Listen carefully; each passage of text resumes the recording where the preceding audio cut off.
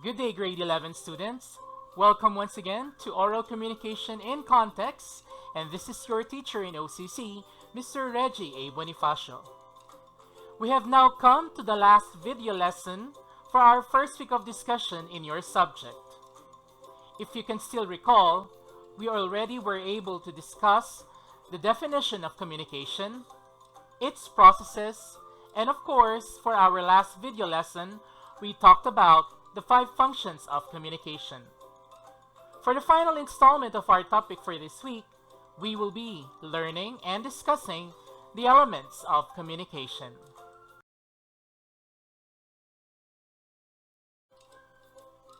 Before we begin in the discussion of this video lesson, which talks about the elements of communication, I want to ask you first one question.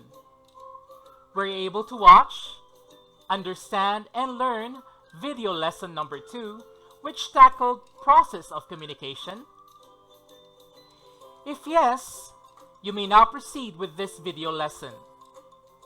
But if you were able to watch it and your answer is no, please pause or stop this video lesson number 4 and kindly go back and watch first your video lesson number 2. Why? Because the topic on video lesson number 2, which is process of communication, is connected to our current topic for video lesson number 4, which are the elements of communication. I hope that you understood and you can still recall the lessons that we've learned in your video lesson number 2, which are the processes of communication. Majority of the things you learned there are the things that you will be enhancing and learning for this topic, which are the elements of communication. So if you are ready, let's now start our discussion in the form of a quiz show.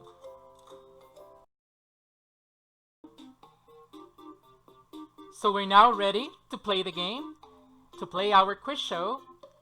And while playing the quiz show, my dear students, I will be presenting to you and discussing to you the 9 elements of communication. So we now ready? We now have our player, Mr. R.A.B., to play our game and our quiz show. So let's start. Our topic is, of course, the elements of communication. For our first question, these are the information, ideas, or thoughts conveyed by the speaker in words or in actions. So what do you think is the answer? Of course, the answer is message. So the message is the idea, thought, or action coming from the speaker that he wants to send to the listener. RAB got it correctly. Let's move on to our question number 2.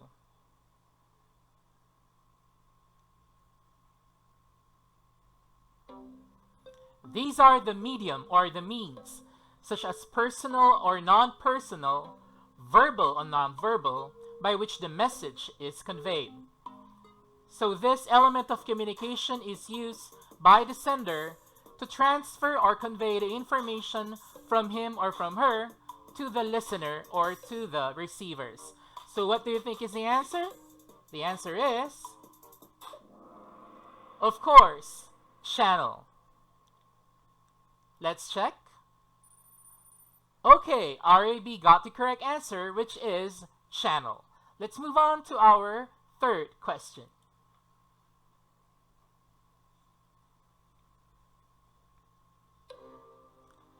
Okay, this is very easy. He or she is the recipient of the message or someone who decodes the message.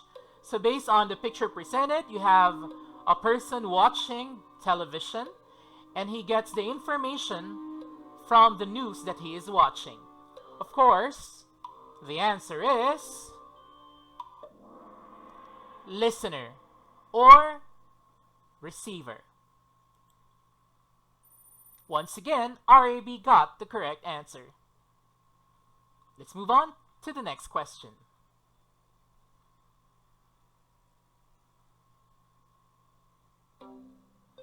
Now this is the environment where communication takes place.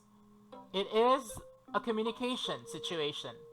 And as I've said in our previous discussion in lesson number 2, the most common situation we are in is at the safety of our own homes. Therefore, the answer is, of course, context. RAB once again got it correctly. Moving on. Question number 5. It is the source of the message or information. It's where the idea comes from. He or she initiates the communication process. We all know the answer, and it is sender or speaker, or sometimes called the source. Very good, RAB. Once again, he got the correct answer.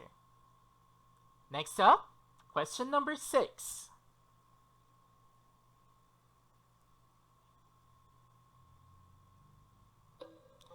It is the process of converting the message into words, actions, or other forms that the speaker and listener understand.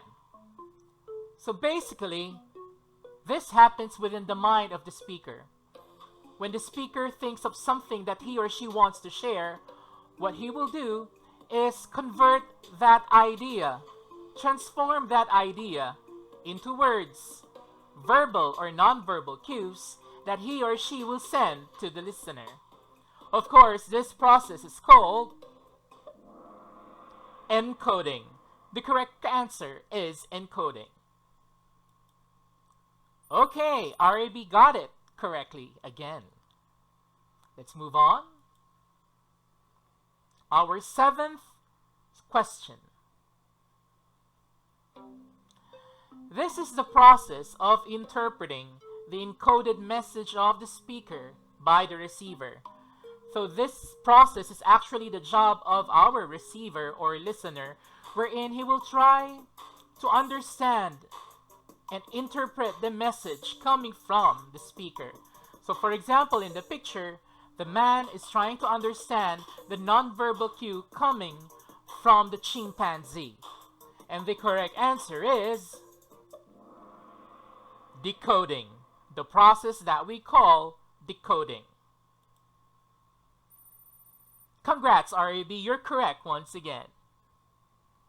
Moving on with our question number 8.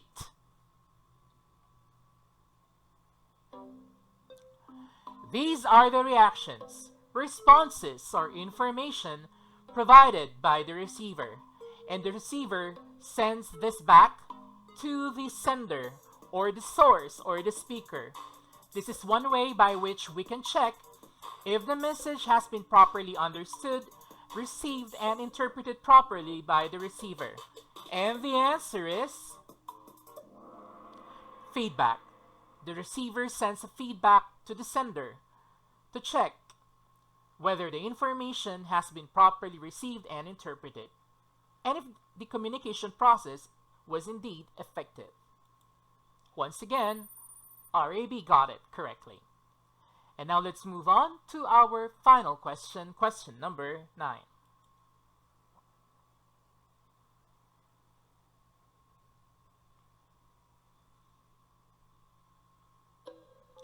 The last element of communication is what we consider as noise in communication. These are factors that affect, they impede, they obstruct the flow of effective communication. It usually happens like when you're talking with a person or with someone and you can't hear each other because maybe it's too noisy, or there was a sudden thunder or lightning in your environment or the place where you're talking to.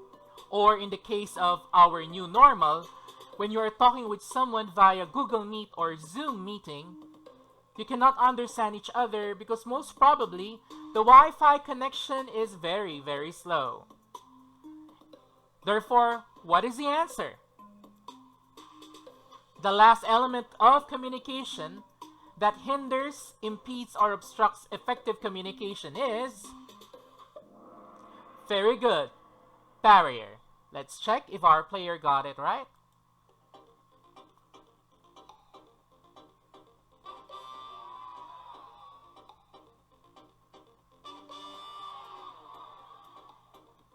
Okay, so our player, RAB, got all the questions right. He answered them all correctly. Congratulations, RAB. Now that we have discussed and you already learned the 9 elements of communication, let's have a quick run through or summary of the things that you have learned in this first week of discussion of our lessons in oral communication in context. So for this first week of classes, we talked about communication.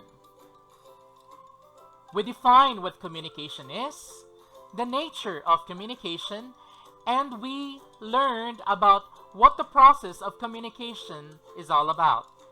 We talked about the 5 functions of communication, and for this video lesson, you learn what the 9 elements of communication are.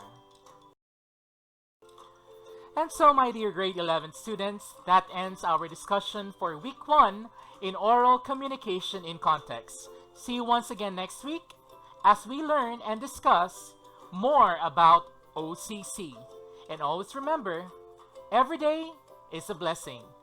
So let's all learn how to say thank you to these people who make our lives a blessing.